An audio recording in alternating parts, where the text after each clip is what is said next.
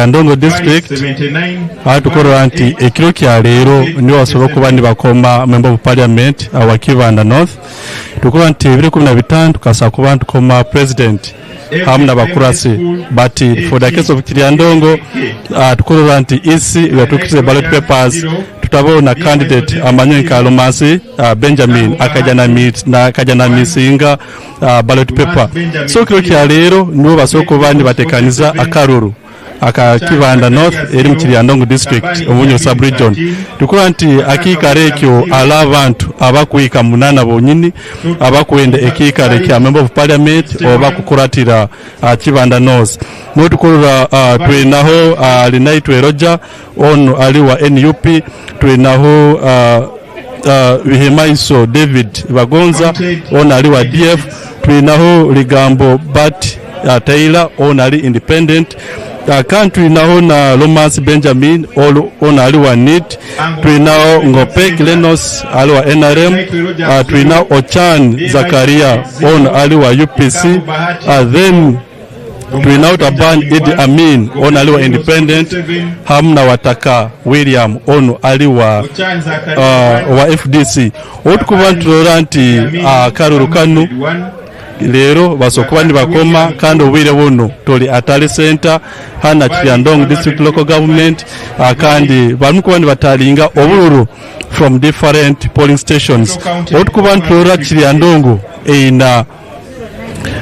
9 sub counties eziri omu Kibanda North county kandi neba with 240 polling stations eziri mu kichweka kino ekya Kibanda North otukuba nti Akaruuru akagenzere kurungi kwiyogamba nti abairo issues ezagamba nti tobairemu with few turn up yaba voters compared to other oburu buno bairo gama kwa president hamuna wa LC5 but generally security bairo katu wenyuma tubazo with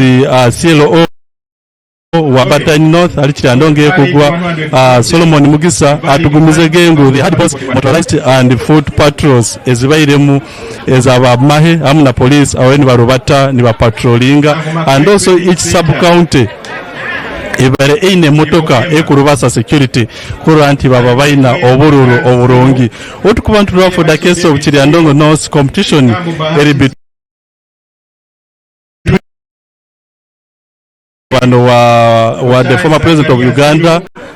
Idi Amin Dada hamuna Lenos Ngopek nibo bantu abali mu race eyokurura nti baba ni bafuna omukurasi oba basokoni batware kikaro kino current otukubantu lora embera atali center erindongi muno abantu balomu wingi from the both sides is abantu abesimbiro but mostly tukurura nti abalo bakira wingi Ngopek Lenos no balo baingi abakira kwa bala polling station nene atasenta okumatulante security wise byobulezi biro kurungi ubukotakata ile mumunda bakubanza kukebera then ubukuba otali oba agent oba otakwikiriza kutahamu bakuba ndibakwemereza yene station eri hano Kiryandongo district tali center kandi ali kubaliza wire buno niwe Rashid Musinguzi ali wire buno kuba nahereza natalinga obororo from different polling stations